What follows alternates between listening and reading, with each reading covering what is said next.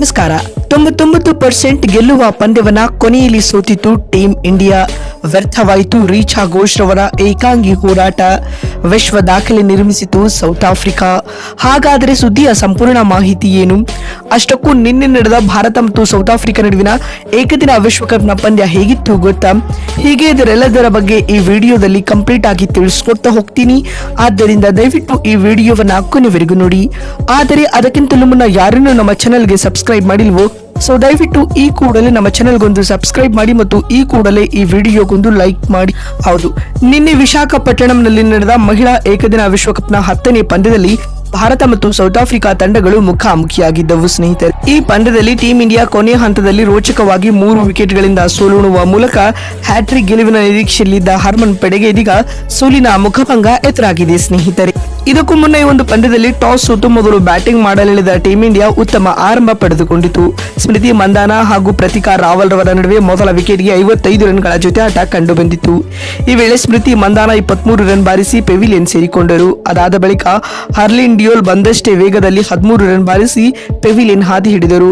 ಮತ್ತೊಂದು ಕಡೆ ಉತ್ತಮ ಆಟವಾಡುತ್ತಿದ್ದ ಪ್ರತಿಕಾ ರಾವಲ್ 27 ರನ್ಗಳಿಗೆ ಸುಸ್ತಾಗಿ ಹೊರನಡೆದರು. ಇನ್ನು ನಾಯಕಿ ಹರ್ಮನ್ ಪ್ರೀತ್ ಕೌರ್ 9 ರನ್ಗಳಿಗೆ ಪೆವಿಲಿಯನ್ ಸೇರಿಕೊಂಡರು. ಇನ್ನು ಜಮೀಮಾ ರೋಡ್ರಿಗಸ್ ಈ ಪಂದ್ಯದಲ್ಲಿಯೂ ಯಾವುದೇ ರನ್ ಕಲೆ ಹಾಕಲಾಗದೆ ಡಕ್ಔಟ್ ಆದರು ಮತ್ತು ದೀಪ್ತಿ ಶರ್ಮಾ ಒಂದಂಕಿ ಮೊತ್ತಕ್ಕೆ ಸುಸ್ತಾದರು ಸ್ನೇಹಿತರೆ. ಇದರೊಂದಿಗೆ ಭಾರತ ತಂಡ 102 ರನ್ಗಳಿಗೆ 6 ವಿಕೆಟ್ ಕಳೆದುಕೊಂಡು ಸಂಕಷ್ಟಕ್ಕೆ ಸಿಲುಕಿಕೊಂಡಿತು. ಈ ವೇಳೆ ಜೊತೆಯಾದ ಅಮನ್ಜೋತ್ ಕೌರ್ ಹಾಗೂ ರೀಚಾ ಘೋಷ್ ರವರ ನಡುವೆ ಅರ್ಧಶತಕದ ಜೊತೆ ಆಟ ಕಂಡು ಬಂದಿತ್ತು. ಈ ಮಧ್ಯೆ ಅಮನ್ಜೋತ್ ಕೌರ್ ರವರು 13 ರನ್ ಬಾರಿಸಿ ಪೆವಿಲಿಯನ್ ಸೇರಿಕೊಂಡರು. ಆದ್ಯಾಗೂ ಮತ್ತೊಂದು ಕಡೆ ಸ್ಫೋಟಕ ಇನ್ನಿಂಗ್ಸ್ ಆಡಿದ ರೀಚಾ ಘೋಷ್ ಟೀಂ ಇಂಡಿಯಾದ ಮಾನವನ್ನ ಕಾಪಾಡಿದರು. ಅಲ್ಲದೆ ಸ್ನೇಹಾ ರಾಣಾರವರ ನಡುವೆ 88 ರನ್ಗಳ ಜೊತೆ ಆಟವನ್ನು ಹಂಚಿಕೊಳ್ಳುವ ಮೂಲಕ ತಂಡದ ಮೊತ್ತವನ್ನ 200 ರನ್ಗಳ ಗಡಿ ದಾಟಿಸಿದರು. ಈ ಮಧ್ಯೆ ಆರ್ಸಿಬಿಯ ಸಿಡಿಲ ಮರಿ ರೀಚಾ ಘೋಷ್ ಅರ್ಧಶತಕವನ್ನ ಕೂಡ ಬಾರಿಸಿದರು ಸ್ನೇಹಿತರೆ.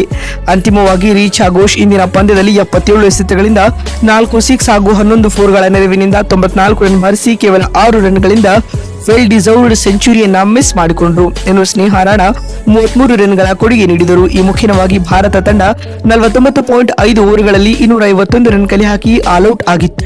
252 ರನ್ಗಳ ಗುರಿಯನ್ನ ಬೆನ್ನಟ್ಟಿದಂತಹ ಸೌತ್ ಆಫ್ರಿಕಾ ತಂಡಕ್ಕೆ ಟೀಂ ಇಂಡಿಯಾದ ಬೌಲರ್ಗಳು ಶಾಕ್ ನೀಡಿದರು ಸ್ನೇಹಿತರೆ.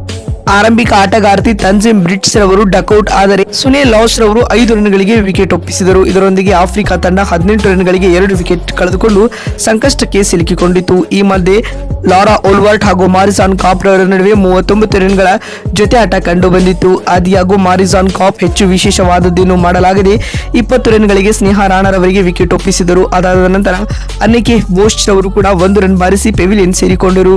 ಆದಿಯಾಗೂ ನಾಯಕಿ ಲಾರಾ ಓಲ್ವರ್ಟ್ ಉತ್ತಮ ಇನ್ನಿಂಗ್ಸ್ ಕಟ್ಟಿ 70 ರನ್ಗಳ ಅದ್ಭುತ ಆಟವನ್ನು ಆಡುವ ಮೂಲಕ ಆಫ್ರಿಕಾ ತಂಡದ ಗೆಲುವಿನ ಆಸೆಯನ್ನು ಜೀವಂತವಾಗಿರಿಸಿದರು. ಇನ್ನು ಕೊನೆಯ ಹಂತದಲ್ಲಿ ನಾಂದಿಡೆ ಡಿ ಕ್ಲಾರ್ಕ್ ರವರು ಅಜಯ 84 ರನ್ ಬಾರಿಸುವ ಮೂಲಕ ಆಫ್ರಿಕಾ ತಂಡಕ್ಕೆ ಸೋಲುವ ಪಂದ್ಯದಲ್ಲಿ ಗೆಲುವು ತಂದುಕೊಟ್ಟರು ಸ್ನೇಹಿತರೆ. ಇದರೊಂದಿಗೆ ಆಫ್ರಿಕಾ ತಂಡ ಇದೀಗ ಭಾರತ ವಿರುದ್ಧದ ಈ ಪಂದ್ಯದಲ್ಲಿ 3 ವಿಕೆಟ್ಗಳ ರೋಚಕ ಗೆಲುವು ದಾಖಲಿಸಿದೆ ಸ್ನೇಹಿತರೆ.